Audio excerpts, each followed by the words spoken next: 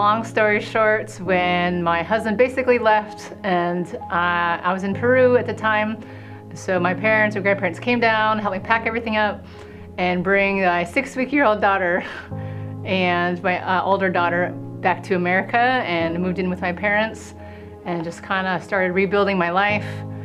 So Go Big only happened 2 years after that. So I was just starting to get to a place where I was getting, you know, restored and rebuilt and kind of at a more stable place.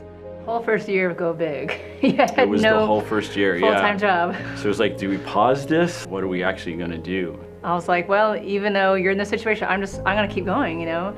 And then I got a raise. At the same time, he was losing his job. I felt a little bad. I was like, sorry.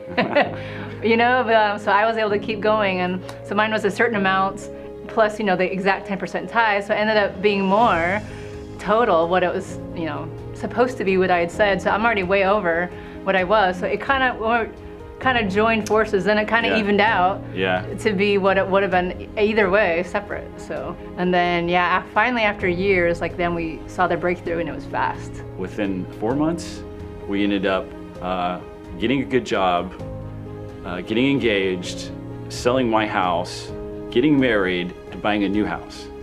We had been dating about a year. She did this really cool thing for Christmas, I believe it was. The first Christmas that we were dating, she went through and she looked through all her old photos and all the stuff that she had from 20 years ago. My mom's photo album. Her mom's photo album. All this, and she made these collages where both of us were in the same picture.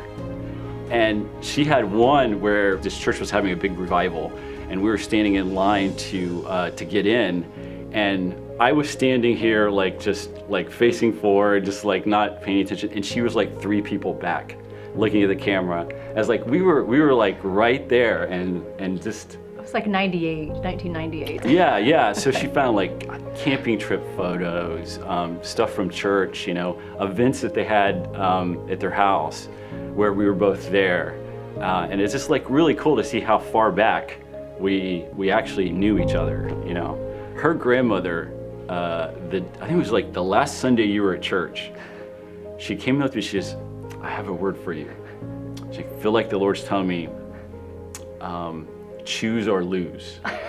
And I was like, that's like the second time I ever talked to her, so I had no idea. And is that what you mean? The first thing that came through my brain was you. And I was like, I missed out. And she moved away for a bunch of years. 8 years? Yeah, and then when we came back, it was like, it really was perfect timing. I mean, God, it's amazing how God can give you perfect timing multiple times. As a mother, it's not just me, I have to think about them as well. And then how do you know if this single guy is gonna be a good father or not? But I watched Jack for years with his nephew. You know, I remember Eli little, you know, every Sunday sitting next to Jack. So you can see that it was an unusual situation that someone who's never been married or anything before, to be able to clearly see that yes, he does have a fathering spirit and he would be a great father. I've always had a special relationship with him, which is really, it's more than just a nephew and an uncle. It's been more of a father relationship, which has been really special. It was something that really it impacted me just as much as it impacted him. And I hope I can be that for the girls. That's what I'm praying for, and it's really what I want to accomplish. I mean, if they can't have a relationship with their dad like God intended, I want to be there for them.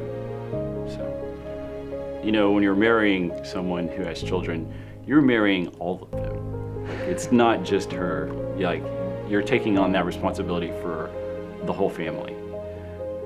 So I thought that was very symbolic of actually making a commitment to the children as much as the wife.